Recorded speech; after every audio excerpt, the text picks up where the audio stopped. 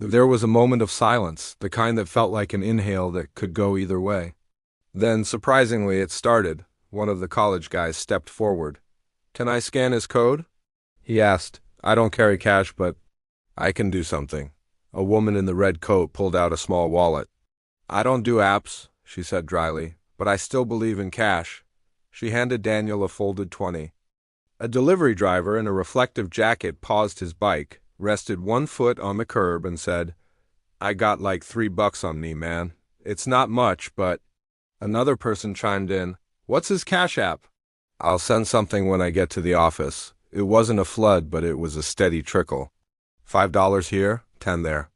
A couple of 20s. One guy in a nice suit surprised everyone by quietly handing over a 50, almost embarrassed to be seen doing something generous.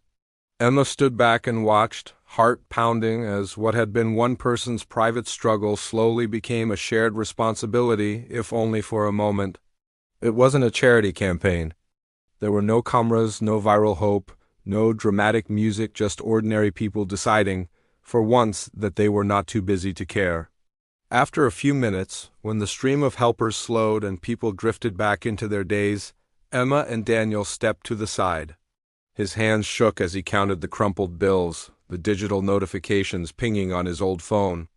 The total wasn't enough to solve everything, but when he added in what she had sent, it was close enough that the impossible didn't look impossible anymore. His voice broke when he spoke.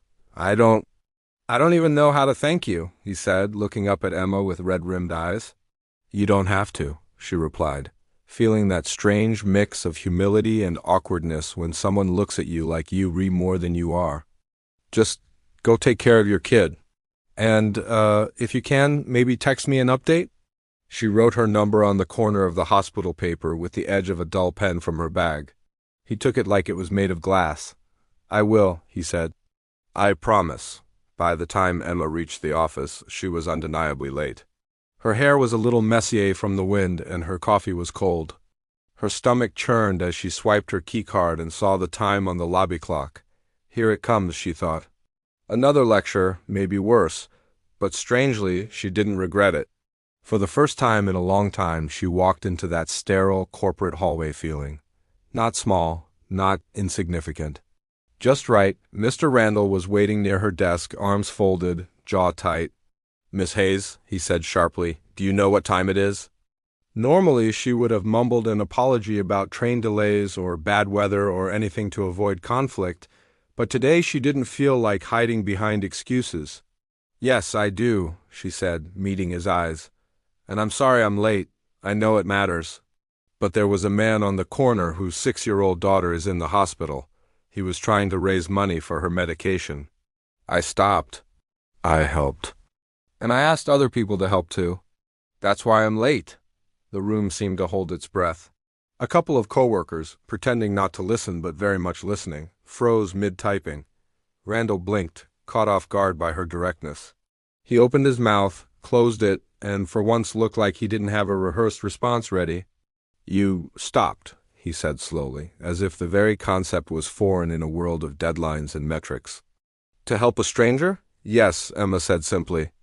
"I know that's not part of my job description. But it felt like part of my responsibility as a human being. It was a risky thing to say to a man who probably listed synergy as a personal value, but she didn't take it back. Something in her had shifted, and she wasn't going to put it back where it was. Randall sighed, the sound more tired than angry. His expression softened just a fraction. "Next time," he said, his tone gruff but not as sharp. "Call the office if you're going to be late." He paused. "And I hope the child is okay." He turned and walked away before she could respond, leaving Emma standing there a little stunned. It wasn't a hug-it-out moment. He didn't suddenly become a changed man who plastered the office with "Be Kind" posters. But he didn't punish her either. And in its own quiet way, that felt like a small victory. That afternoon, as spreadsheets blurred in front of her eyes, Emma's phone buzzed on her desk. She glanced down, expecting another promotional email or a reminder from her bank, but it was a text from an unknown number. Her heart jumped. "This is Daniel," the message read. "I'm at St. Mary's. They were able to start Lily's meds." Doctor says we got them in time, she's responding. They said another couple of days without treatment would have been really bad.